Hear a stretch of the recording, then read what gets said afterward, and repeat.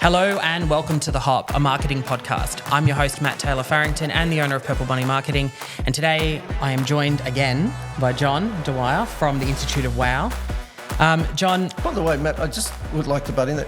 You notice when he introduced me, I'm joined again. It wasn't that. Yeah. We're fire I heard enough. the inflection in your voice. I mean, we must have been a millennial exactly, thing. Yeah, our major guest didn't turn up, so we're joined again.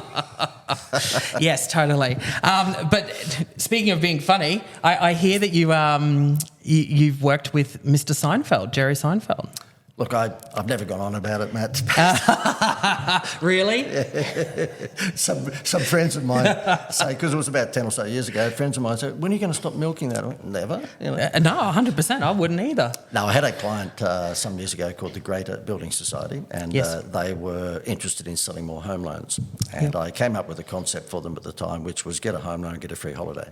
Yes. And so we did a deal with a travel wholesaler whereby they got the holidays very, very cheaply, and instead of giving a 1% honeymoon rate, which every bank gives, their incentive, and the reason I highlight incentive because I know this particular session is all about incentives. Yes. Their incentive was, get a home loan from us and get a free holiday. It worked really well, and then stupidly well, like billions and billions of extra dollars worth of home loans.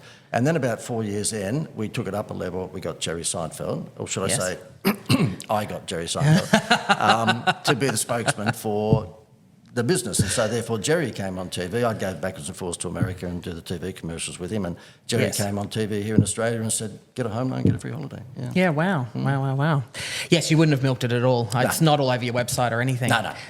In fact, it's funny, Matt, I've got to say this to you. When I'm over there on the second year, because I milked the crap out of it the first year, I've got Seinfeld all over my website. Everything I was doing was Seinfeld. Seinfeld's a great buddy and this, that, and the other. And anyway, the second year we're over there, he didn't have a website, would you believe, at the time. And I said to him, Jerry, you should have a website. Can you imagine the amount of Seinfeld caps and T-shirts and polos you could sell? And he had reading glasses on at the time, and he did this, like the school principal does when you've been bad. He goes, JD, do I look like I need to sell any caps or T-shirts? And I said, I forgot you got more money than God. And he goes, besides which, he said, I've looked at your website. I'm on there more than you. Why do I need a website? 100%. Yeah. There you go. It's there again.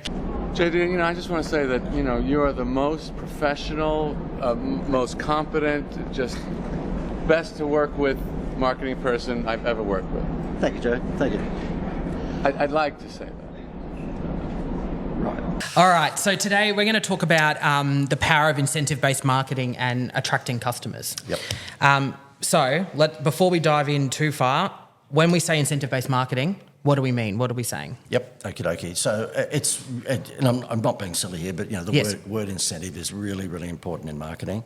And if you're marketing your product or service on price, then you're basically joining 97% of all the other businesses. Yes. Because would you believe, and when I say this, Matt, you've got to look shocked and in awe, because you're like, just fake it.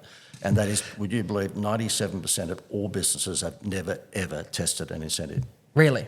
Yeah, no, you've got to be more. Okay. Go. That's it. Exactly. Yeah, exactly. And in the editing process... Nick's going to make me look even worse than I really did. I want Nick to do a slow-mo where... But seriously, 97% of all businesses have never tried an incentive.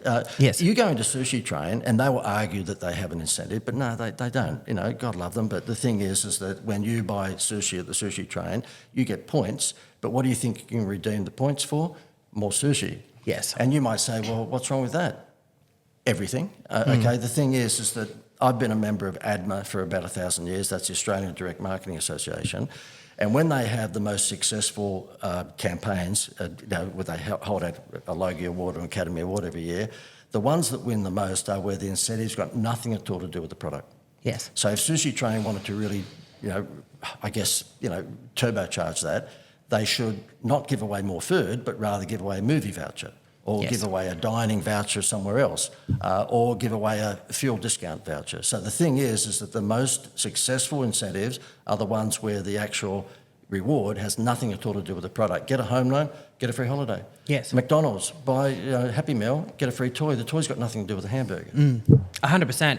How many percent? 100. 100%. Okay. I guess I think if your incentive is to just tuck them back into your business to spend more, It's better than nothing. They see through it. I mean, I agree, it's better than nothing. But people see through that. Yeah, 100%. Yeah. You know that's going to happen. I promise I'll stop now. But yeah, you're right. I mean, there's nothing. Look, it's better than doing nothing, giving them, if you like, points to accumulate, and then they can cash those points in for more of your product. But the most successful, and I can tell you, I mean, there's a few wrinkles here, so I've done a gazillion of these things, right? I've been around since the Flintstones. And so therefore, the ones that really, really, really work are the ones where the incentive, the reward, the gift has nothing at all to do with the product. Yeah. All right, perfect. So that kind of sets us up for the next question, which was, what have you found to be the most compelling incentive that you've seen? Yep. The top three are fuel discounts, and that's not a surprise because Woolworths and Coles have been doing that for 25 years. Yes. And that's very, very powerful. And the reason, and Matt, if you don't mind, you might ask me, well, JD, what is the reason for that? What is the reason for that, JD? I'm not telling you.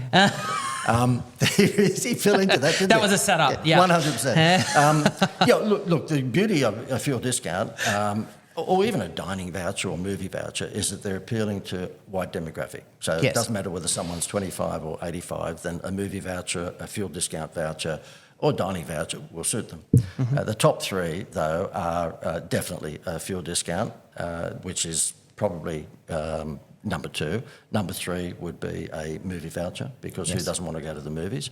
And number one, by a million miles, is a holiday. So if you give someone a free holiday. I mean, who doesn't want to go on a holiday? Yeah. And I guess the holiday component of it is the perceived value of it is quite large. It is, and I'm glad you threw to that. It's just very casual. It's not like this is a setup. Yes. What happened is that after the Seinfeld campaign with the Greater Building Society, it's pretty hard to keep that sort of thing a secret when you've got Seinfeld doing ads. Yes. A travel company from overseas contacted me and said, look, we've got access to unsold hotel rooms around the world. Mm-hmm. And so therefore the hotels are happy to give up those rooms under the radar, as long as it's maybe a business giving out one of these vouchers. Yes. So they're not dropping their prices and letting the world know they're desperate. Yep. They're giving the empty room to people who basically come and stay there, and they're hoping that those people will spend money on food and beverage. Yeah. So, to clean a hotel room, it's about $12. And so therefore they're happy to clean the hotel room for $12, not get any tariff for the hotel room, hoping that whoever stays there will spend money on food and beverage at the cafe, or massages or room service.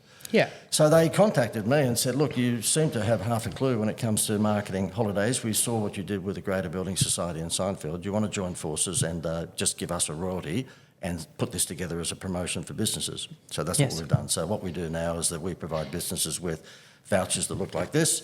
They hand them out to people when they buy their product or service. Yep. And those people get 3 to 7 nights hotel accommodation anywhere in the world. It's sort of Vegas, New York, Gold Coast, Brisbane, Cairns, New Zealand, Bali, you name it. And we give this to them for less than $50, and it's worth up to $1,000. So it's a pretty sexy Happy Meal toy.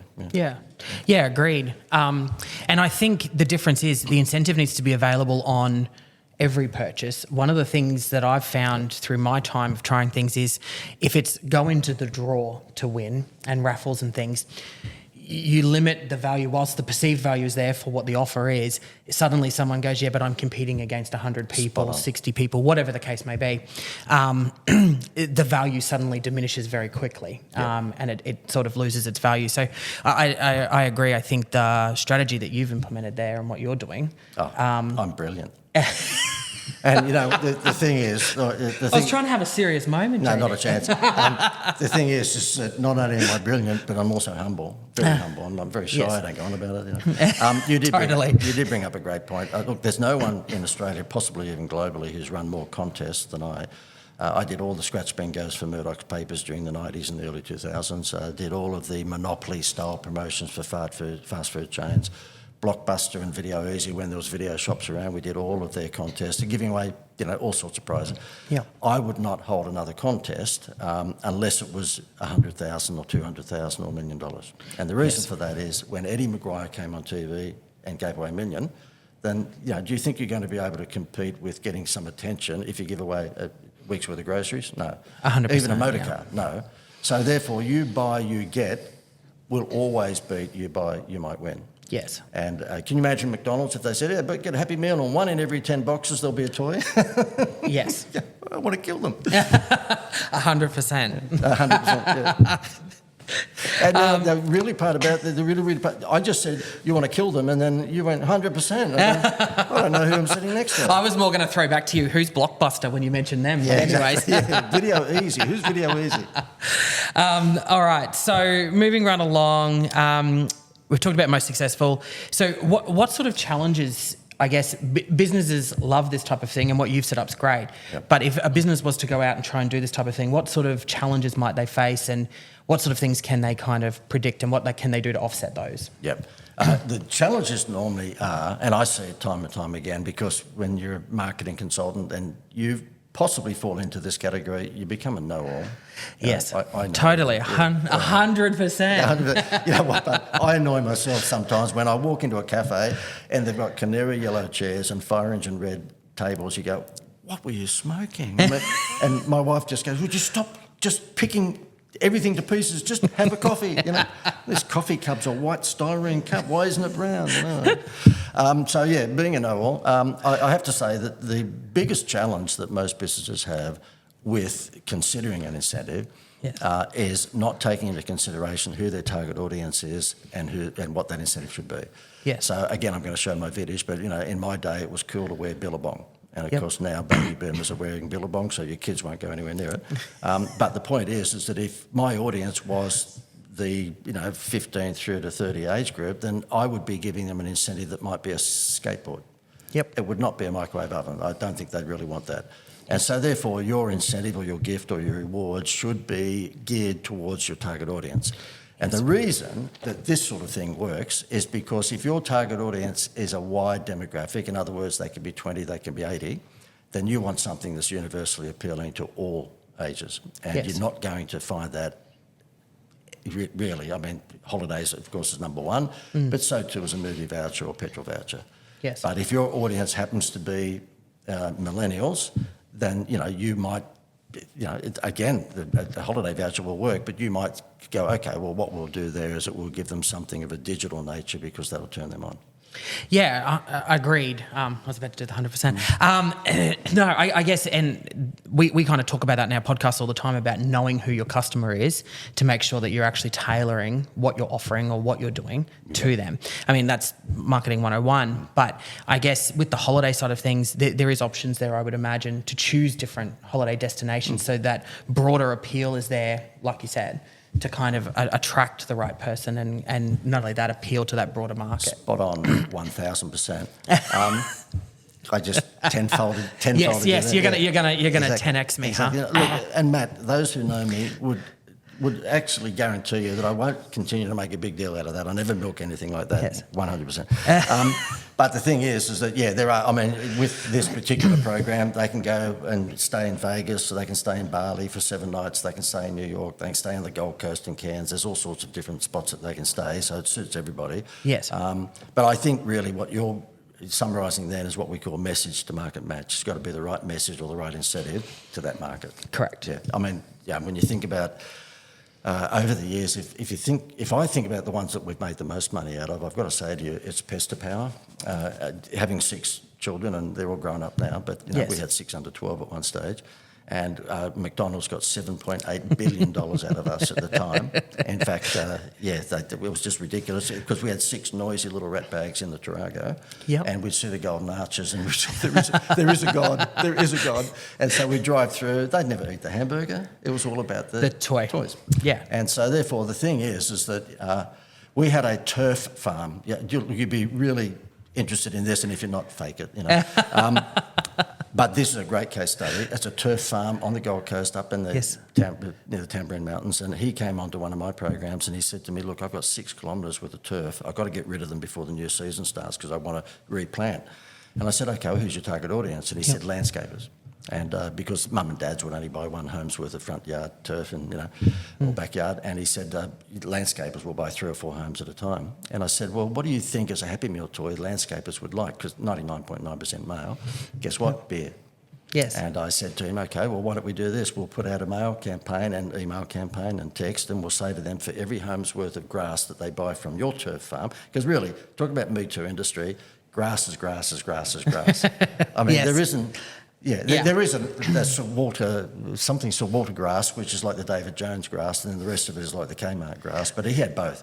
So I said, look, you're going to have to just distinguish yourself. Why don't we do this? For every home's worth of grass that the landscaper buys, he gets a carton of Crown Lager. Yep. Not just an ordinary beer, but Crown Lager. He rings me up 6 days after we've sent out the campaign. He said, we've got a problem, JD. I said, what's that? He said, we've got no more grass. He's run out of grass. I said, 6 kilometres? He goes, yeah. He said, well, I'm getting grass from other turf farms to keep up with the demand for the beer. And he said, I had one rat bag guy that used to always bargain on price. I'd say $6 a square metre, so I'll get it down the road for $5.50. He said, that guy rang up and said, I need 18 homes worth of grass.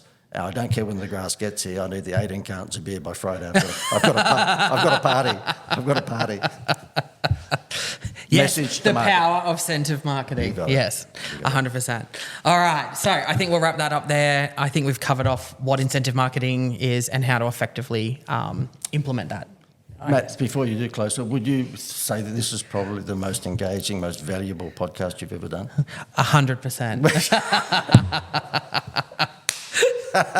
Oh, that is such a sick that is such a sick outro. Yeah, Nick is now going to keep bagging me, and I'm going to see more reels popping up of me saying 100% to anything. All right, so we're going to wrap that up, guys. Thank you for tuning into The Hop, a marketing podcast. Thanks to John for coming along, having another chat about incentive marketing. Make sure you're subscribing. Stay tuned. We have one more episode to record with John. Matt, can I just say one thing before we finish, just in case anyone is interested in this? Can I put a plug in for it? Yeah, 100%. Now who's laughing? I only put that in so I get another 100%. If you're interested in this, just go to funescapes.com.au, funescapes.com.au. We'll get Nick to put the URL on the screen for everyone too. Yeah. 100%. All right, that's it from us. That's a wrap.